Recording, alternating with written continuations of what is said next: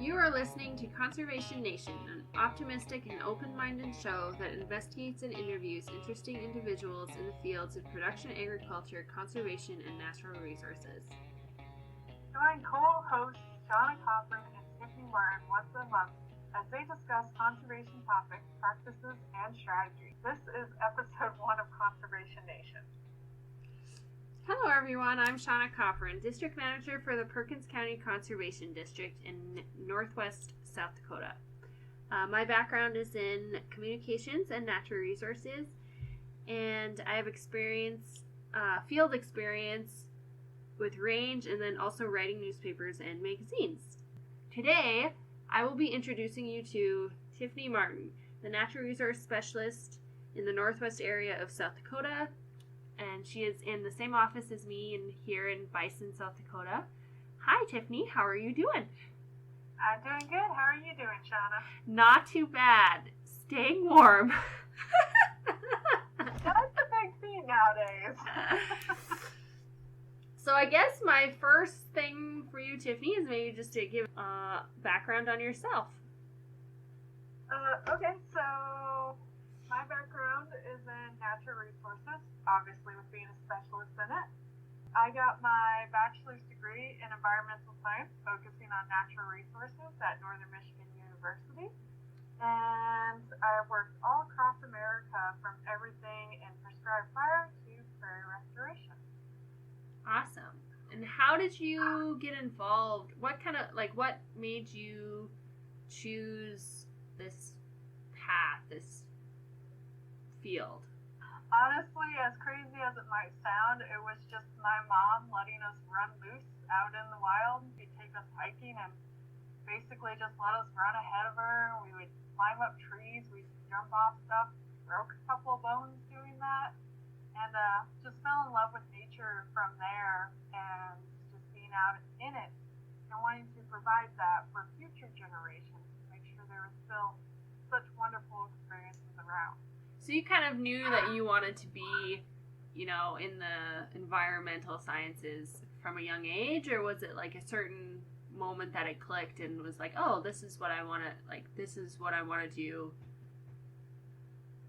It was from a very young age. I just knew I wanted to do something outside, and then it was high school when I was in like a career class, basically to help high schoolers learn how to write resumes, look at future jobs.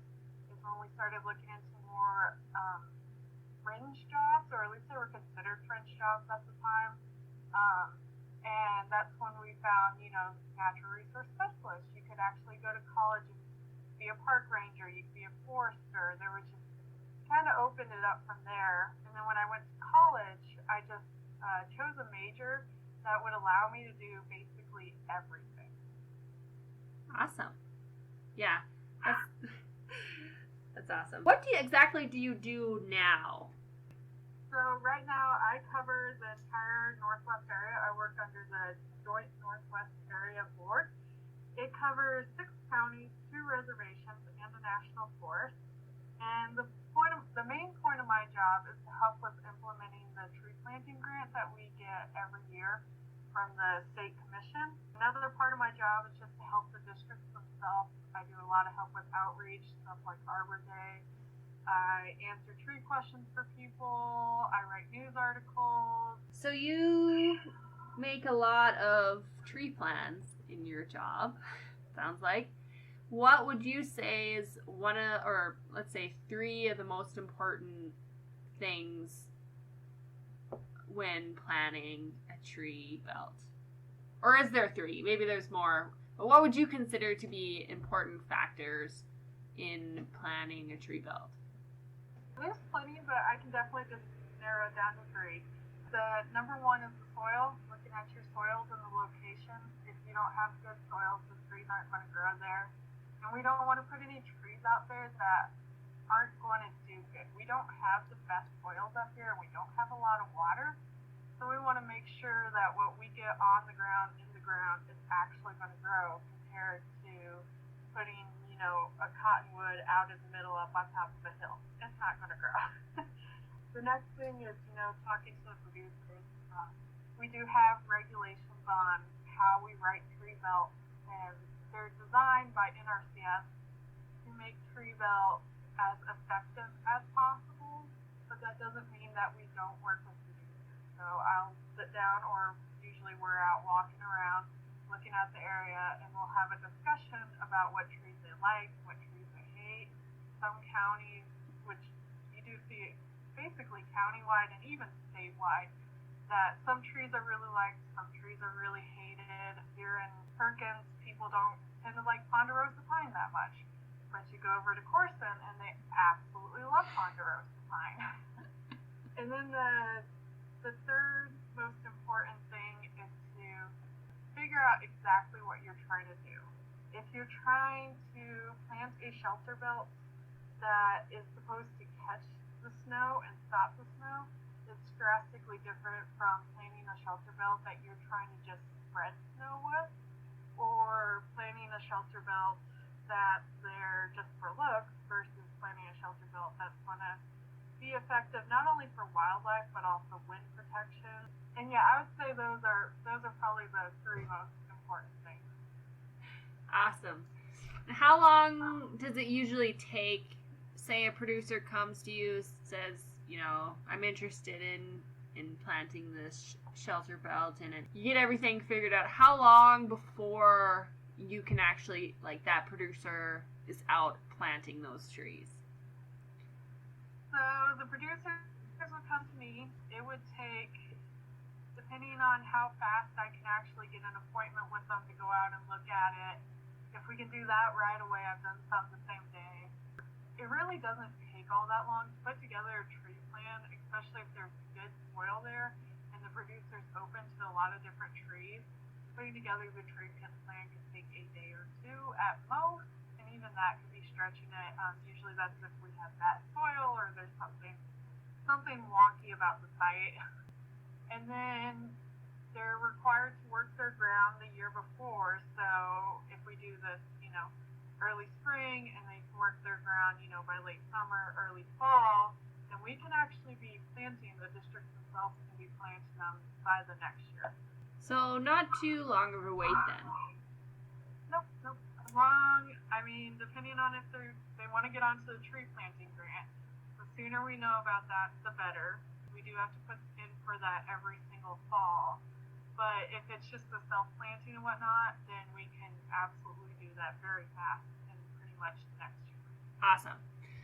So we're going to switch gears here a little bit. I know that you also deal with a lot of tree questions regarding, tree health and pests and disease. What are some common either diseases or pests that you see here in the Northwest area? So the most common question we've gotten this summer actually has been about cedars and junipers turning brown. It's all over our county, all over the surrounding counties, pretty much all over the state. And basically what that turned out to be was twig blight, which is a fungus. There's 3 different varieties of it. 2 of them are very treatable. 1 of them not really treatable. But the tips of the cedar will actually start to turn brown and get discolored. Sometimes you see black dots at the end of the brown. That's how you know you have twig blight. And it's actually very, very easy to take care of. All you have to do is spray it with a fungicide that has copper in it, which is pretty easy to get your hands on. If you're not certain whether or not that's the problem you have, you can always, if you're in our county, you can call the Bison USDA office, and I can come out and take a look at it for you. If you're not in our county, then just contact your local conservation district, and they'll be able to get you in contact with a forester that can come out and look at it. It does have to be treated basically yearly for quite a while, so it's not an easy fix, but your trees aren't going to die. Other question that we always run into is how much do we water our trees? Which, if you just planted it, if we've just planted them for you, you need to get water on them as soon as possible. If you're planting yourself, then you can get water on them the same day. Just, dig the hole. You don't need to leave a well or anything at the bottom of the hole. Just dig a hole, rough up the sides of the hole, stick the tree down in it, get the soil compacted all nice and tight around it, and then water your tree. And then if it's a dry year for the first year or two, then I would water them weekly, and then you can back off monthly. So I know as district manager I get this question quite a bit, and I'm sure you do as well. But what is the difference between planting tall potted stock and bare root? And is one better than the other, or is it kind of dime a dozen? There's a lot of varying opinions on this matter, so I'll give you mine, which I think is becoming a very popular one nowadays. Whenever I'm asked this question, I always tell people to go with bare roots. Potted are great. They're, going to be big from the get-go and look pretty and whatnot, but you run into a lot of risk with potted. What you run into with them is that they get root bound sometimes, which you can always check with just taking it out of the pot, bringing off the roots, and making sure that they look nice and loose. And you can also help break up the roots before you put them in the ground, and just make sure your roots are going down and you don't end up with a tear. So I suggest bare root mainly because you're not going to run into the problem of the roots being all tangled up and it unable to expand out into the ground. They're a lot easier to plant. You can basically tell where the collar on the tree is, so you're not planting it too deep or too shallow. So it makes it just easier for the homeowners themselves, and you're not lugging around the 5-gallon pots, which they get very heavy, very fast if you do multiples of them. And once you put them in the ground, they actually tend to grow better because they're not root bound. There's no risk of them being root bound or anything like that. It's easier for them to acclimate to the soil, so they usually take a lot better. And unless you're planting something like fruits, potted fruits will produce sooner than bare root fruits will. But anything else, the bare root will actually grow faster. It seems a little counterintuitive to most people, but because they've never been in a pot or anything like that, they'll just take to the soil, they'll send out their roots a lot faster, and they'll just shoot up faster than you will see with the pot. So when it comes to the type of, or the different species of trees, what would you recommend for the different types of shelter belts? For example, wildlife shelter belts versus like your typical windbreak. So for this, part of that is going to be the landowner's preference. So for like wildlife, trees and bushes, because we usually start off with a bush, go into a mid-sized tree, a tall tree, step down into a conifer, and then end it with another bush. There's some other variations you can do, but that's the most common one you're going to see. But for a wildlife planting, American plum would be another good one for that. They're very pretty in my opinion, and the deer do enjoy them. Another good one would be like a skunkbush sumac or a smooth sumac. Birds eat the berries, but it also just provides very good shelter for animals. And then for like a tree itself would be something like an apricot would be a good one. You kind of need a little bit better soil for that, unfortunately. Hackberry and Siberian elm would be good not only for wildlife planting, but every other type of planting. They're good mid-sized to tall trees depending on your soil. Not everybody likes the look of the elm, but they are very hardy. And the hackberry itself is pretty hardy, and it also looks very nice. And then for our conifers, we tend to do stuff like an eastern red cedar and a Rocky Mountain juniper, just because they are very hardy and they work good not only for wildlife but snow, wind. But a lot of shelter belts in South Dakota, you are going to see eastern red cedar because it is very hardy and it's very long-lived.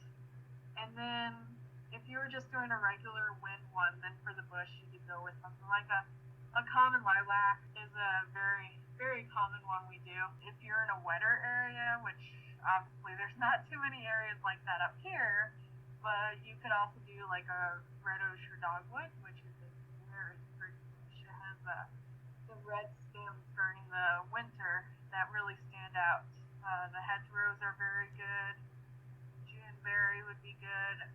And honestly, when we're designing shelter belts, we do try to target more than one thing. Obviously, we're not going to do a wildlife shelter belt on the edge of a road because we don't want deer on the edge of our road. But if it was out in the middle of a field, then we can design it not only for the wind and the snow and whatever other concerns there are, but we can design it for wildlife too. So most of our shelter belts end up being multi-purpose. So if there is one thing that you would tell a producer, advice that you would tell a landowner before they plant a tree, what would it be? So the best piece of advice I can give to anybody that's going to plant a tree is to do your research. You know, just because you think a tree is exactly what it looks how you want it to look in your yard doesn't necessarily mean it's the best fit. Doing stuff like checking out and seeing how big that tree is going to be in 20 years is very important.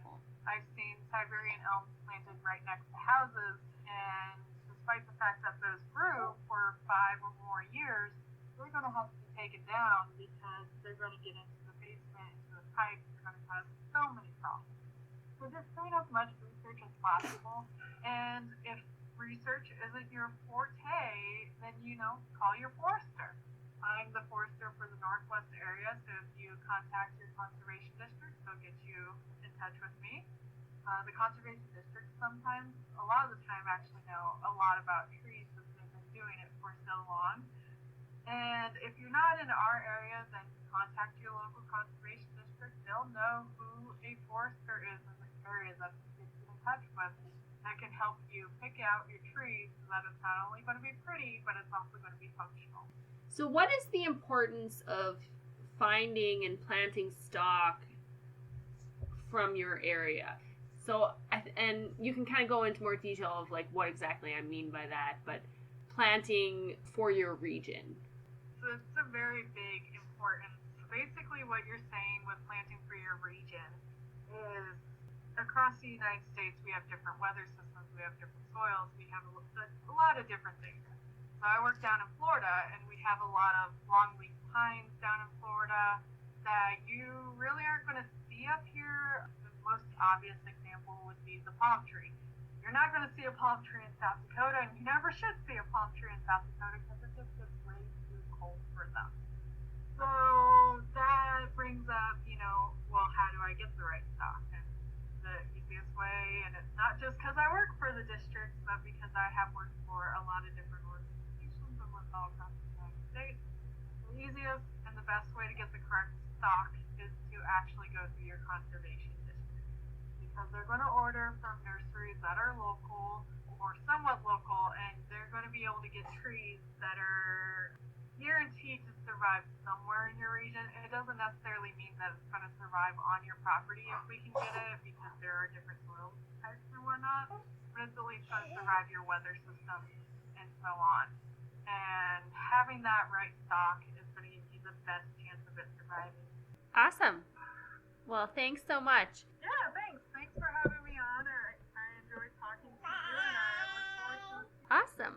And you led right into my next segment, which was that you and I are both going to be hosting this Conservation Nation podcast in the future. I'm so excited for this new activity and this new project, I guess would be the best word for it. We're going to be interviewing interesting individuals in the conservation world, and I'm just so excited to be able to do this with you. It'll be so much fun.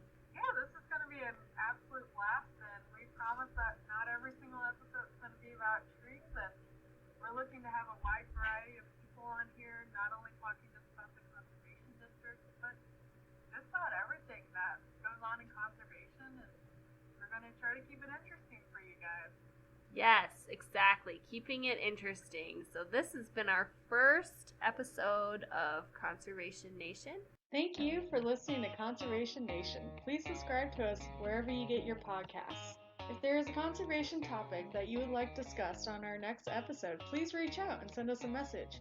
We want to hear from you. Have a wonderful day and see you next time.